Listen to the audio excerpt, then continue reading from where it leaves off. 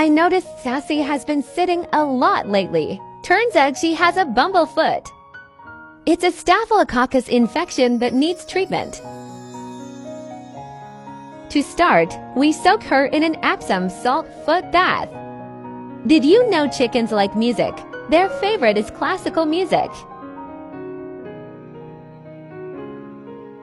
Then pat her toes dry.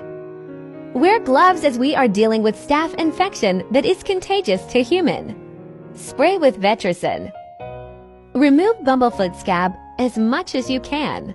It wasn't easy trying to get it all out in one piece. Decided to patch her up with Neosporin for today.